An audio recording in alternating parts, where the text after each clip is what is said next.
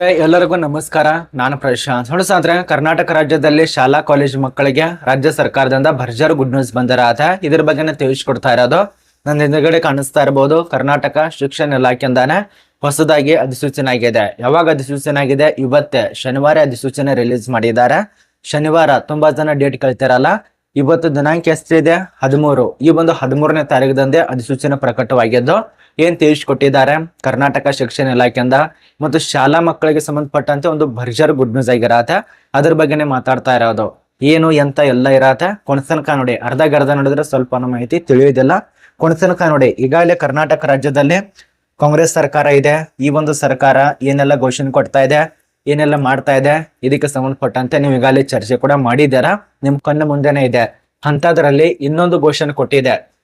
ಮಕ್ಕಳಿಗೆ ಆರೈಕೆಗೆ ಕಾಂಗ್ರೆಸ್ ಸರ್ಕಾರದ ಕಾಳಜಿಯ ಹೆಜ್ಜೆ ಅಂತ ಹೇಳಿ ಇದಕ್ಕೆ ಸಂಬಂಧಪಟ್ಟಂತೆ ಮಾಹಿತಿ ಬಂದಿದೆ. ಇಲ್ಲಿ ಅಂತ ತಿಳಿಸ್ಕೊಟ್ಟಿದ್ದಾರೆ. ರಾಜ್ಯದಲ್ಲಿ ಸುಮಾರು 44,525 ಅರ್ಥ ಆಗ್ತಿದೆ ಅಂತ ಅನ್ಕೋತೀವಿ. ರಾಜ್ಯದಲ್ಲಿ 44,525 ಸರ್ಕಾರಿ ಮತ್ತು ಅನುದಾಯಿತ ಶಾಲೆಗಳಿಗೆ ಮಕ್ಕಳಿಗೆ ಶೂ ಸಾಕ್ಸ್ ವಿತರಣೆಗೆ ಸುಮಾರು 111.88 ಕೋಟಿ ಅನುದಾನ ಬಿಡುಗಡೆ ಮಾಡಿದೆ. ಇದಷ್ಟೇ ಅಲ್ಲ, ಇದು ಬರೀ ಸಾಕ್ಸ್ ವಿತರಣೆಗಾಗಿ ಮಾತ್ರ. ಅದ ನಂತರ ಇನ್ನೊಂದು ತಿಳಿಸ್ಕೊಟ್ಟಿದ್ದಾರೆ. ಅದನ್ನು ಕೂಡ ನಿಮ್ಮ ಮುಂದೆ ತಿಳಿಸ್ಕೊಡ್ತೇನೆ. ಕರ್ನಾಟಕ ವಾರ್ತಾ ಇಲಾಖೆಯಿಂದ ಬಂದಿರುವಂತ ಮಾಹಿತಿ. ಹೀಗಾಗಿ ಎಲ್ಲ ಚರ್ಚೆ ಮಾಡ್ತಿದ್ದಾರೆ.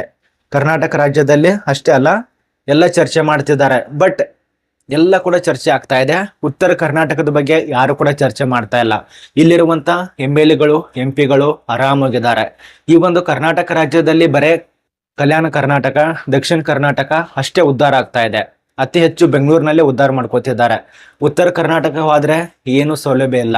ಈ ಕಡೆ ಒಂದು ಚೆನ್ನಾಗಿರುವಂತ ಫ್ಯಾಕ್ಟ್ರಿಗಳಿಲ್ಲ, ಚೆನ್ನಾಗಿರುವಂತ ಕಾಲೇಜ್ ಸ್ಕೂಲ್ಗಳಿಲ್ಲ, ಕಾರ್ಖಾನೆ ಸರಿ ಇಲ್ಲ, ವಿಮಾನ ನಿಲ್ದಾಣಗಳಿಲ್ಲ, ಅದ ನಂತರ ವಿಮಾನ ವ್ಯವಸ್ಥೆಗಳಿಲ್ಲ, ಏನು ಇಲ್ಲ. ಬರೇ ದಕ್ಷಿಣ ಕರ್ನಾಟಕ, ಕಲ್ಯಾಣ ಕರ್ನಾಟಕ ಆ ಕಡೆನೆ ಜಾಸ್ತಿ ಇದಾವೆ.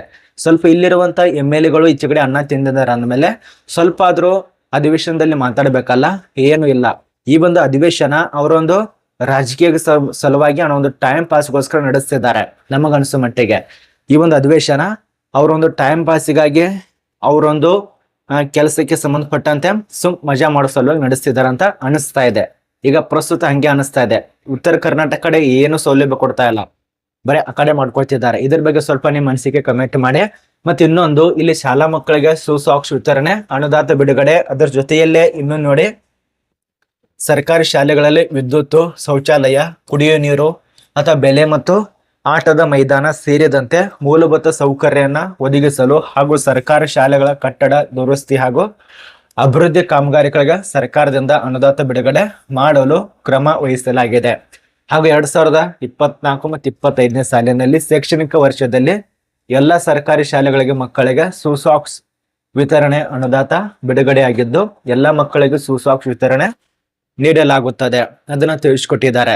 ಇನ್ನು ಕೆಲವೇ ದಿನಗಳಲ್ಲಿ ಶಾಲೆಗಳಲ್ಲಿ ಮತ್ತು ಸಾಕ್ಸ್ ಗಳನ್ನ ವಿತರಣೆ ಮಾಡ್ತಿದ್ದಾರೆ. ಅರ್ಥ ಆಗ್ತಿದೆ ಅಂತ ಅನ್ಕೋತೀವಿ. ಬೂಟುಗಳು ಅವೆಲ್ಲ ವಿತರಣೆ ಮಾಡ್ತಾರೆ. ಇನ್ನು ಕೆಲವೇ ದಿನಗಳಲ್ಲಿ ಸಿಗತ್ತೆ. ವೇಟ್ ಮಾಡಿ, ರಿಲೀಸ್ ಮಾಡಿದ್ದಾರೆ. ಕೆಲವೇ ದಿನಗಳಲ್ಲಿ ಸಿಗತ್ತೆ. ಇದ್ರ ಬಗ್ಗೆ ಇವತ್ತು ಅಪ್ಡೇಟ್ ಬಂದಿತ್ತು. ಅದ್ರ ಬಗ್ಗೆ ನಾನು ನಿಮಗೆ ತಿಳಿಸ್ಕೊಟ್ಟಿದ್ದೇನೆ. ಏನಾದ್ರೂ ಡೌಟ್ ಇದ್ರೂ ಕೂಡ ಕಮೆಂಟ್ ಮಾಡಿ.